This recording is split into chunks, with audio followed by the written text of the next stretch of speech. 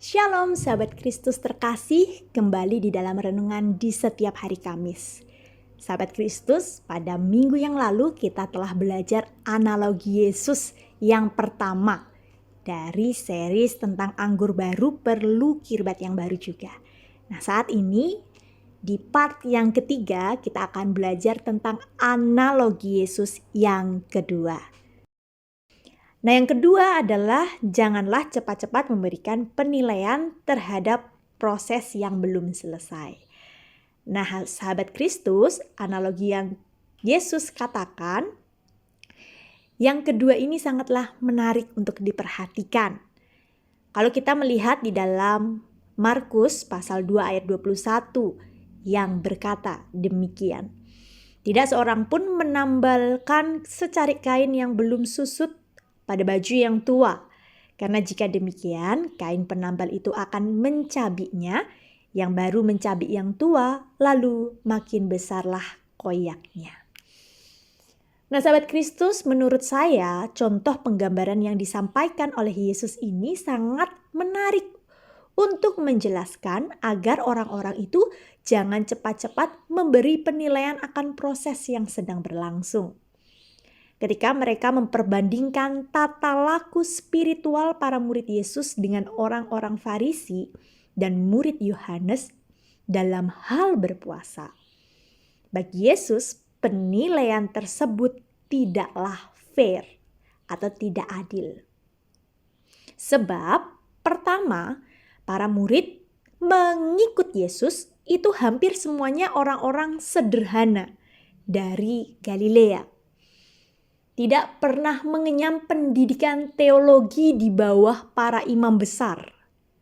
Bahkan ketika anak-anak mereka juga tidak mengenyam sekolah di Beth HaSefer, yakni rumah sang kitab. Yang mana di sekolah inilah pengetahuan tentang Taurat diajarkan kepada anak-anak Yahudi. Sehingga pengetahuan mereka itu masih seperti kain yang belum susut. Artinya belum selesai berproses. Nah, yang kedua, laku spiritual itu memerlukan proses pematangan yang diuji oleh waktu. Maka tidaklah fair apabila orang yang sudah lama menjalankan proses laku spiritual kemudian menilai dan menghakimi orang-orang yang baru belajar hidup baik. Orang yang sudah terbiasa berpuasa kemudian menghinakan orang yang baru belajar berpuasa. Orang yang hafal kitab kemudian menguji remehkan orang yang baru belajar membaca kitab. Nah, standar keimanan orang itu beda. Dan janganlah menaruhkan beban berlebihan pada orang yang baru belajar. Masakan kita menetapkan standar yang sama, yakni 12 detik pada pelari cepat profesional dengan seorang bayi umur 1,5 tahun yang baru belajar jalan? Oh iya, apakah saudara pernah membeli celana jeans dengan kain yang baru? Kalau pernah, apa yang terjadi setelah celana itu dicuci atau direndam? Kain itu menyusut, bukan? Namun setelah kita pakai akan melar lagi. Dicuci, menyusut lagi, pakai, melar lagi. Demikian seterusnya sampai akhirnya kain jeans itu menjadi stabil. Setelah sekian lama dipakai dan berproses, akhirnya celana jeans tersebut stabil dan enak dipakai. Demikian juga dengan pintu kayu jati yang kita buat dari bahan kayu jati yang masih muda. Ia akan mudah melar dan menyusut saat perubahan musim. Tetapi lama-kelamaan oleh waktu, pintu tersebut menjadi stabil dan berhenti melar nyusutnya.